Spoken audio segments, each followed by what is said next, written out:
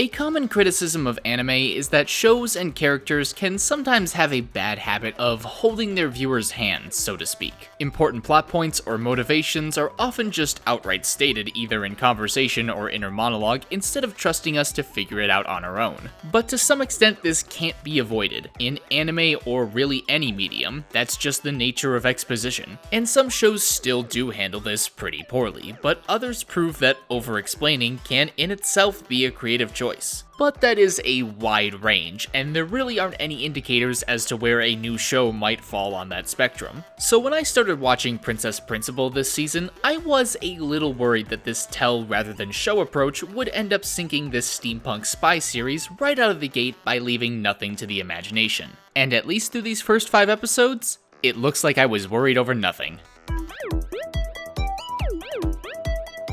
Now hopefully I don't have to explain why too much exposition could easily ruin a series all about espionage. Things like secrets, lies, and deception don't tend to mix well with characters explaining what they're doing and why they're doing it. Imagine James Bond at the beginning of Skyfall monologuing about his friend being shot as he fights along the train. It just doesn't sit well with someone regarded as an international man of mystery. Spies are thrilling because often they're as much a mystery to you as they are to their colleagues and enemies, and the same goes for their motives. So how do the girls of Princess Principal stack up to 007? Well, for starters, Ange, the first character we're introduced to, seems to have the spy nature down pat. It's incredibly hard to get a read on her as her voice and demeanor are often largely monotone, and it can be practically impossible to know if she's telling the truth. At least most of the time, because there's this thing she does where she will occasionally just throw in overt lies into her conversations. Things so ridiculous you know they must be false.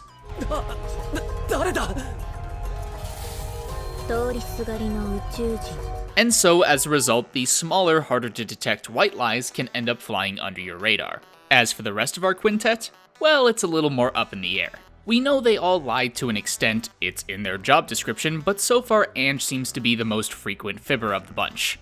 At least I think. Again, this is the nature of the business, and therefore, I don't even know if what characters admit to being lies are actually lies. Looking at Ange again, and without spoiling it, for many of her supposed falsehoods, we have no concrete visual evidence. The only thing we have to go on is her word. Which, yeah, in this series is about as useful to us as moisturizer is to Kirishima. So in doing this, the show forces us to put our trust in these inherently unreliable people, a decision that has constantly managed to keep me guessing where things are headed. Because if much of our principal cast are unreliable, then that means whatever exposition, motives, or even emotions they bring to the table have to be treated likewise. Which is why I'm very hesitant to make any guesses as to where this show is going.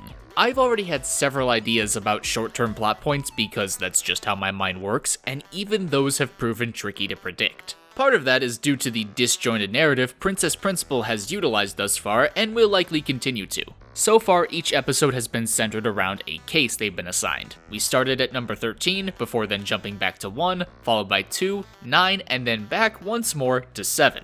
This non-linear structure again encourages us to put our trust in our characters to tell us what's going on and why, and I don't expect that to change anytime soon. It's also suggesting that our story doesn't necessarily have a clear-cut path to the end, at least not in terms of a concrete objective. Sure, the ultimate goal of the Commonwealth is to triumph over the Kingdom of Albion, but these girls will not be the ones to start that fire. They may provide the kindling and gasoline necessary for it, but their nature as spies means that their war will always be fought in the shadows, far away from any flames they might help ignite. So I really doubt this story will end with one final life or death mission that, say, results in the destruction of the physical wall separating the two countries that the series is centered around. No, instead, Princess Principal's plot will likely reach its conclusion depending on 2 of our 5 main characters, Ange and Charlotte. They seem to be the principal and princess, respectively, that the title is alluding to, and there is definitely some connection between them. But that's really all I'm gonna tell you about who these 2 characters are, because saying any more would spoil things for you that I'd rather not,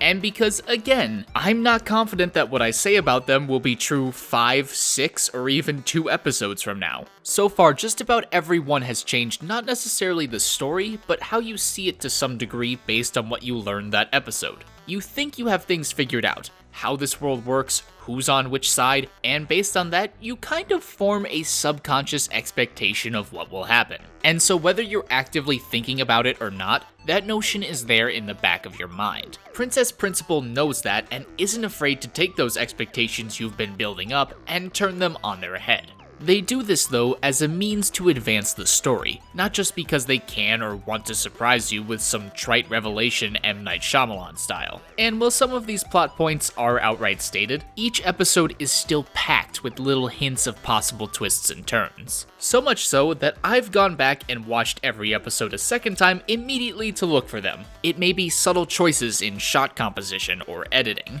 character reactions, or even things that seem like one thing can turn out to be another with context. This show demands your full attention, but it does reward you for it. The details are there for you if you want to try and pick them apart. And while many of these tiny things will apply to the current story of the episode, I've noticed several that have applied to previous ones. Taking that into account, I'm sure then that things that may have seemed benign so far could come back into focus down the road in a big way. But that is just raw speculation at this point. This is to say nothing though of the actual espionage that takes place within the show. So far, Princess Principal has presented a wide range of covert operations featuring everything from simple reconnaissance to full-on infiltration of enemy facilities. And save a few short scenes, practically all exposition or world building in an episode is presented through these ongoing missions, plenty of which is left up to purely visual storytelling. Princess Principal isn't afraid to let you connect the dots every once in a while, which feels incredibly refreshing in this medium that I think can too often resort to spoon feeding.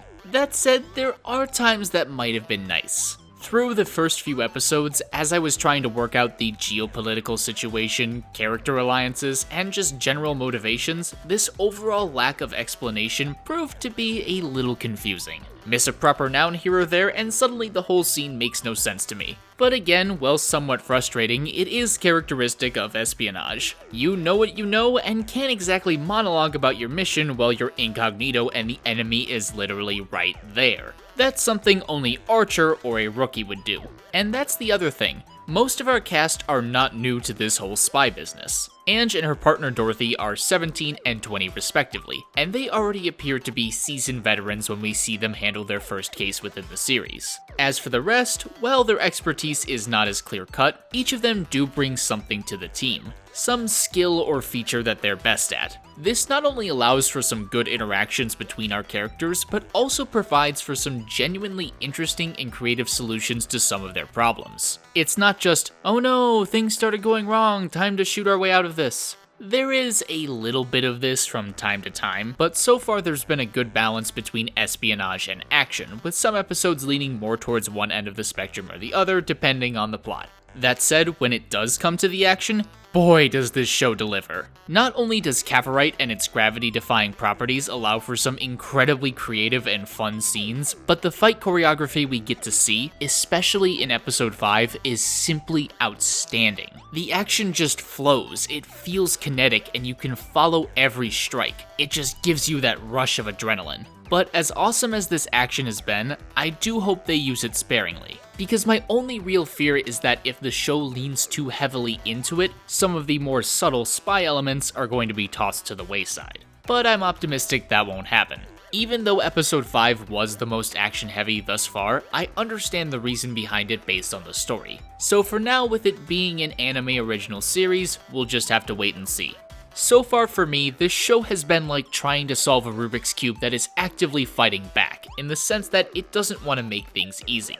I've really come to appreciate that. As someone who often enjoys trying to predict how a show will play out, I can honestly say Princess Principal has managed to keep me guessing after just about every episode. Plus, I think all the girls are unique and memorable, which has only added to my enjoyment. And don't even get me started on that OP. I can't stop listening to that song, and you may very well see an analysis of it in the near future. All things told, I can't wait to see what's in store for the rest of Princess Principal. But those are just my opinions, and you likely have different ones. What do you think of Princess Principal? Who is your best girl? Cause I'm really struggling with this one. Right now everyone is kind of vying for that title, except for Princess, but I do think that could change very soon. Whatever your thoughts are, you can let me know down below. Thank you guys so much for watching. I hope you enjoyed the video. If you did, feel free to leave a like. Subscribe if you want to see more of my content every week, and if you really want to support me, I've actually launched a Patreon. I'll have a full video up later explaining it more in detail, but in short, it's for those of you who really enjoy what I put together and want to go above and beyond to help me make this channel even better. But there is absolutely no pressure whatsoever. Just the fact that you are here watching what I've made is incredible, and I can't thank you enough whether this is your first time watching me or your 100th. And yeah, that'll just about wrap things up. Stay awesome, and I'll see you next time.